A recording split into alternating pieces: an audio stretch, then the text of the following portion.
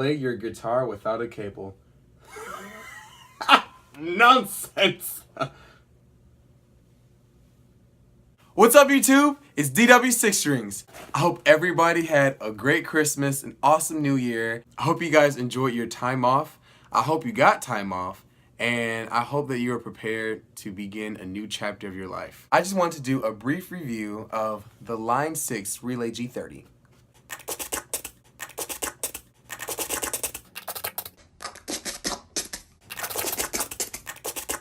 Nonsense! So I've heard a lot of negative and a lot of positive things about this wireless guitar system. So I decided to try one myself. So I've always wanted a wireless guitar system and I've always been on a budget. So this one was only $200, so I decided to try it for myself, regardless of the negative and positive feedback. So first I'm going to show you guys what comes in the box. Then I'll tell you about my experience with the Line 6 Relay G30. Then I'll show you some ways on how you can avoid having issues with this wireless guitar system. So here's the box right here. And here's the inside of the box. And I've already opened it, so the transmitter nor the receiver has the plastic over it.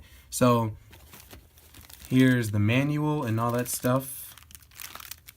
All the important stuff that no one really reads. A 3'/4" cable, a pair of AA batteries, the transmitter, the receiver, and the power supply that comes with it. So that's everything that comes in the box. My experience with this thing has been awesome. I brought it home and it blew my mom and brother away. They were like, oh my gosh, that's so cool. They thought I was wasting my money, but I was like, no. As soon as I brought it home, I took everything out the box, hooked it up, plugged everything in, got it set up, and started playing. I had my amp and pedal board up here, and I went downstairs, let my mom and brother see what I was doing, and they were like, oh my gosh, your amp's upstairs, yet you're down here playing. How? Nonsense! I did not experience a loss of tone. I didn't notice anything cutting out or anything like that.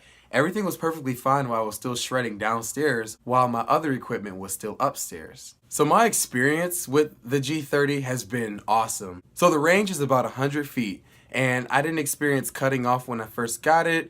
I didn't experience a loss of tone or anything like that. And in my previous video, which is of me performing my Judgment Day guitar solo live, I even step off stage and high-five my audience while still playing the guitar. I'll provide a link in the description so that you guys can see it. I do this in about the middle of the solo. So I performed that guitar solo at a Christian conference, and we stayed at a hotel during the 4 days that we were there. I tested out the G30 by going down the hallway about 100 feet. There were walls between the receiver and the transmitter, and I experienced cutout the further and further I got. That was a little expected since the range is only 100 feet. I was already inside of a building and there were walls between me and the receiver. If you watched my previous video, you can see that I was able to step off stage without cutoff, without any lagging, without loss of tone or anything like that. I was able to interact with my audience by high-fiving them and not having to worry about being tethered with a cable. So in terms of packaging, A+.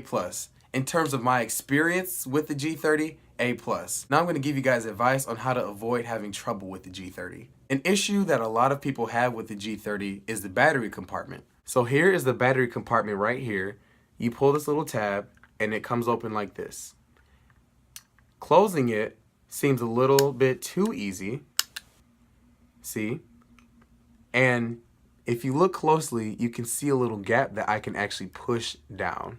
I saw this issue in many videos, I read about it on many different websites, and I was aware of this issue. What I did to avoid this problem was simply wrap a rubber band around it.